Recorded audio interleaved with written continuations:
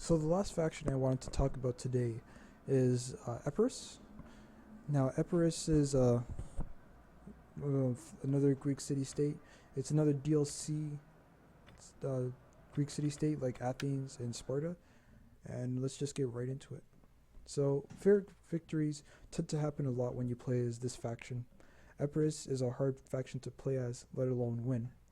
Epirus basically steals 4 units from the Macedonian roster, one of which is actually shared with all the successors, and 1 unit from the RDA roster, which is the Illyrian levies. With Epirus, you have Royal Peltasts, Thessalians, Aspis Companions, and Agrianian Axemen. Aspis Companions usually aren't used because it's hard to make them cost effective. I have used them in certain situations where they have become cost effective. The same goes for Agrianian Axemen.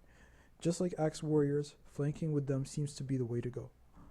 As Epirus is a Greek city-state, you should be looking at their spear roster for your core. Epirus, however, doesn't have the most diverse or reliable spear roster, and you may need to use regular hoplites often. Still, their roster is really nice. Epirus' best hoplite unit is the Etruscan hoplites, which are as tanky as Spartan hoplites and have good melee defense, but lack the melee attack. Epirus as a whole can rely on the mercenary elephants that they can bring too, but an inexperienced player might get too cocky with them and run them into a trap. Epirus struggles to hold the line against Rome. In most cases, you will want to be offensive against Rome by wearing down each unit one by one by having 2 versus 1s happen on the flanks, either by charging a unit of cav then following up with a melee unit or just having 2 melee units. To summarize, Epirus is a risk and reward faction. There's almost no point of mastering Epirus without being unorthodox in your approach. Of course, don't risk something if there is no reward, like charging elephants into slingers. Try to have an artistic view on the battlefield and then dominate it. In my opinion, there is the possibility that Epirus can beat the Nervi, however this hasn't been tested, and Epirus loses to Rome and Sparta. They lose more to Rome than Sparta because against Sparta you can just bring Samnite warriors and have a good time. But there is the fact that Sparta is more tanky than Epirus is. What does your typical Epirot army look like? I usually bring a Royal Peltast General, but sometimes I'll feel edgy and bring a Hellenic Royal Cavalry.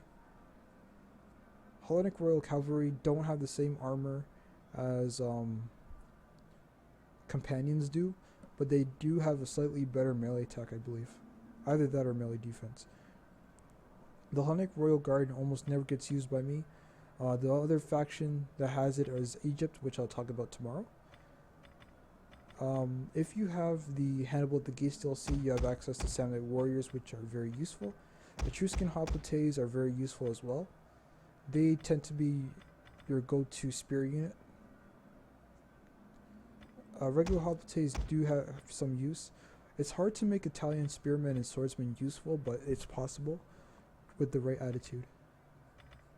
If you want to bring pikemen, you can. Again, they don't have a reliable hoplite roster, so pikemen can be very useful in certain circumstances. Hellenic Royal Guard are very tough. They can beat some sword units on the flanks, but it's not really easy for them.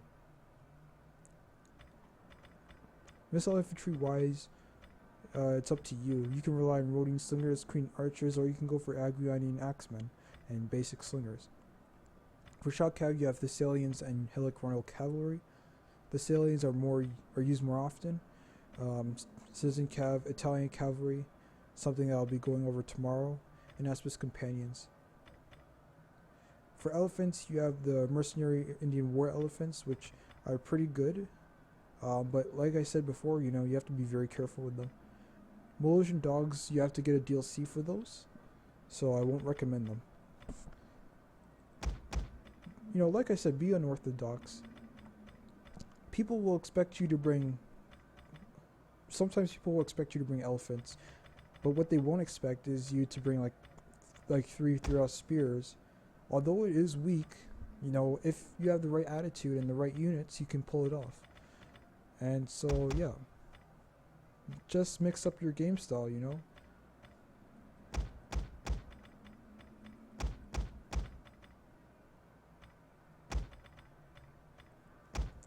Maybe you don't even need citizen cavalry. Maybe you don't even need Italian cavalry.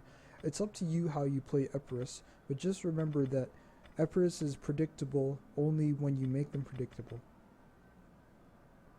So that concludes this part 1 of my review of Rome 2 factions. If you join me tomorrow, I will talk about the rest of the Greek city-states. I'll go into the eastern factions, I'll go into the Black Sea colonies, and I'll go into the nomads. Thank you guys so much for watching. If you enjoyed this stream, make sure you tell me the next time you see me. So thanks guys again for watching, and I'll see you guys tomorrow. Bye guys.